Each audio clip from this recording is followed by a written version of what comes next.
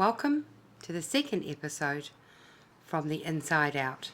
My name's Daisy, and this week I'd like to talk about what I call my non-negotiables.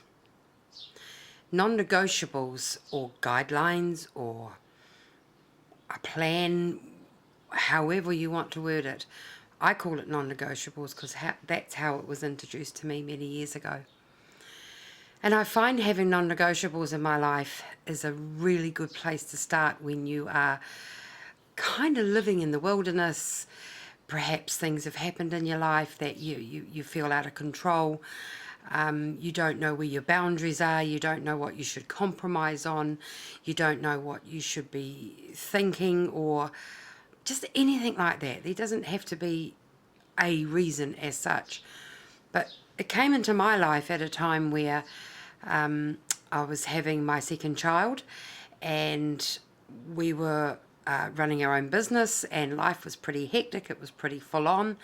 It's probably still a lot of stuff I was still dealing with from my my growing up years, and yeah, I was just coming back into my faith. All this sort of thing was going on, and it was introduced by a very learned man, and he was talking to us about non-negotiables and setting those goals for yourself. And it's a really interesting exercise because you really have to take a hard look at yourself. And I did, and it was introduced one night, and it was probably still over a week or two. I don't know, it was a long time ago, but it wasn't an overnight process. The thought pattern started overnight, that seed was planted, and it just started making me think at all my life, things that had happened to that date. And it was really, really challenging. And yeah, it's not an easy process. For some people it will be. They'll be able to say, yes, this is what I want to set for myself, this is what I believe, and so on and so forth. For others, and I would certainly fall into that category, it was sitting down and thinking about what my non-negotiables in life are. And by non-negotiables, I mean, when you're faced with something in your life, what can you compromise on? What are the areas you're happy to compromise on or reach a compromise with? And what are the areas that are just a no-go area? And I spoke briefly last week about my faith. That is a non-negotiable for me. So that was very easy in the end to put right at the top of everything, that nothing comes between my God and me and my faith. Not always easy, and it's easier said than done, but that is a non-negotiable. It's the top of the, it's just at the top, absolutely. The second one down is my family. And that is my husband first and foremost, and yeah, that really came into play because we did go through a separation about 19 years ago now, and we were in the wilderness for about a year. We separated and we went to completely different lives. It was what we needed at the time, but we were one of the fortunate ones that managed to get our crap together and got sorted out, and again, that sounds very simplistic, and we'll go into it at some time in the future, no doubt. But at the moment, having those non-negotiables really helped. My poor husband at the time didn't understand that, but he came to respect it as time went by. So my husband and consequently family was definitely the second one.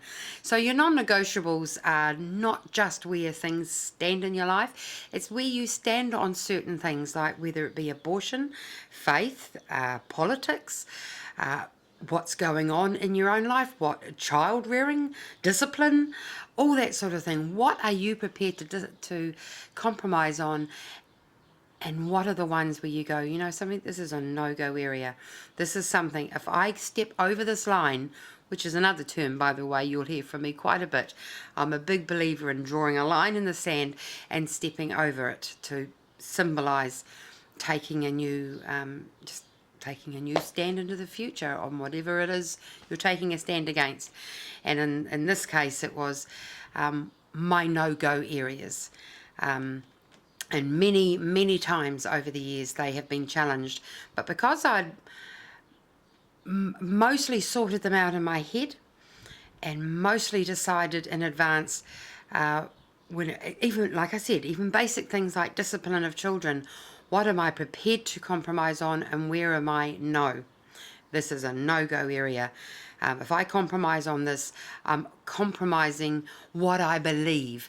And I'm, again, not necessarily faith. I'm talking about what I believe as a mother, what I believe as a woman, and what I, just everything.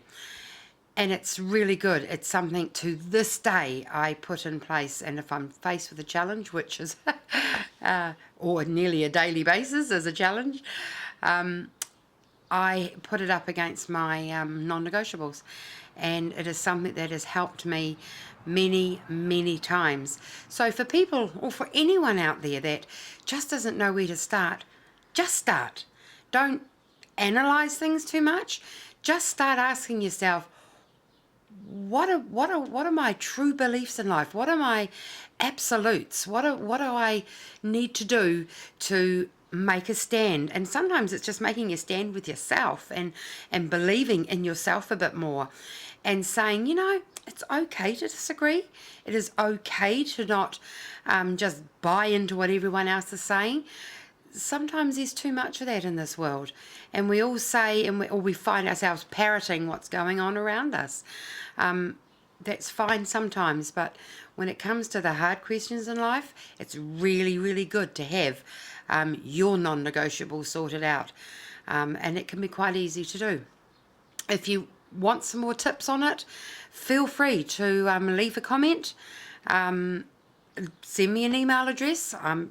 I'm open to anything as far as that's concerned, because I just think this is something, if we do it more often, it's quite telling about ourselves and quite interesting, and it doesn't have to be a in-depth thing, we don't have to make a big song and dance about it, but it's just simply looking at ourselves and going, yeah, I do matter, yeah, I do believe in that, yeah, I don't think I like what's going on around me, or no, I don't like this situation, and having non-negotiables can really help you negotiate out of things, even if it's just with yourself. It gives you a starting point in life.